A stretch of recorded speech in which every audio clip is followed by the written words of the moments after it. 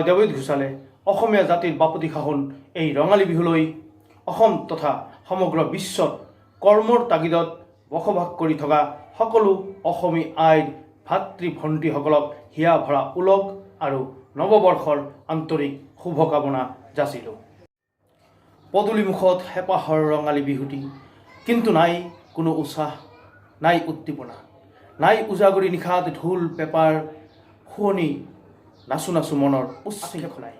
যুগ যুগান্তৰৰ পৰম্পৰা, গাঁৱৰ ডেকা গাভৰুৰ সপ্তাহ মাহ জোৰা আখৰা আজি স্তিমিত, কোনো দুখ নাই, কাৰণ গাঁৱৰ সকলোৱেইতো মহামাৰী বিশ্বৰ পৰা বহু ক্ৰোশলৈকে আঁতৰত।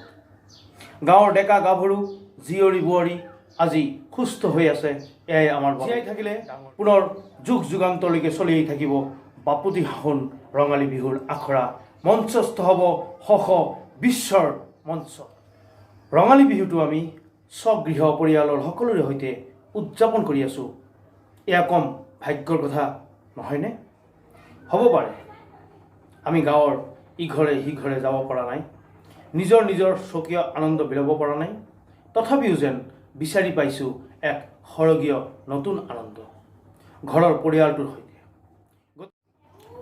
যি ৰঙালী বিহু তথা নৱবৰ্ষই অসমীয়া জাতিটোক নতুনকৈ সঞ্জীৱিত কৰি তোলে, বিগত বছৰটোৰ সকলোবোৰ ভুল ত্ৰুটিক সংশোধন কৰি নতুনকৈ জীয়াই থকাৰ অনুপ্ৰেৰণা যোগায়, সেয়া নিজৰ সামগ্ৰিক কল্যাণৰ স্বাৰ্থত, দেশৰ স্বাৰ্থত, সমগ্ৰ বিশ্বৰ স্বাৰ্থত ত্যাগ কৰিবলৈ আমি যে সক্ষম হৈছোঁ, সেয়াই আমাৰ নতুন বৰ্ষৰ বাবে অধিক প্ৰেৰণা যোগাব। আনন্দৰ বাবে যদি আমি COVID-19ৰ দৰে এক অশুভ শক্তিক কেনিবাকৈ আমন্ত্ৰণ জনাই দিওঁ, তেন্তে সেয়া দুখৰ মহাসাগৰলৈ পৰিগণিত হ'ব পাৰে।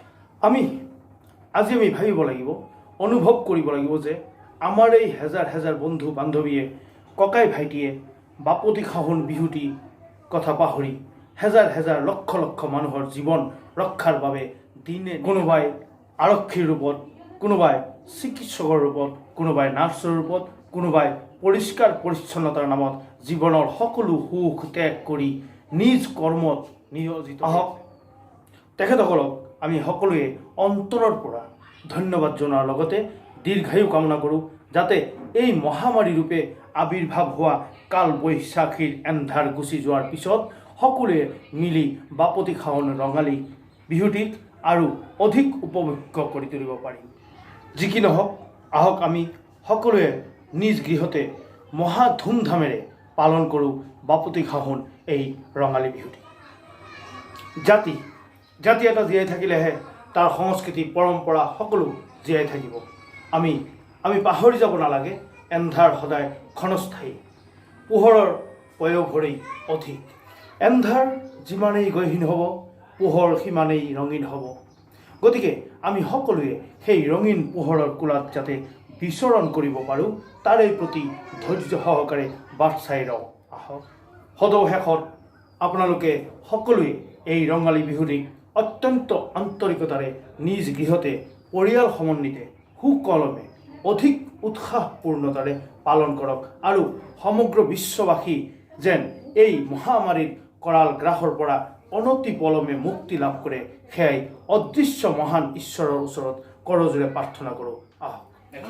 মোৰ এই ভিডিঅ'টো ভাল লাগিলে লাইক, কমেণ্ট, শ্বেয়াৰ কৰাৰ লগতে মোৰ ইউটিউব চেনেল অসমীয়া নৱপ্ৰজন্ম ইউটিউব চেনেলটোক ছাবস্ক্ৰাইব কৰিবলৈ নাপাহৰিব, আৰু মোৰ পৰৱৰ্তী সকলো ভিডিঅ' যাতে আপোনালোকে ইউটিউবৰ যোগেদি লাভ কৰিব পাৰে, তাৰ বাবে আপোনালোকে আজিয়েই মোৰ ইউটিউব চেনেলটোক ছাবস্ক্ৰাইব কৰক।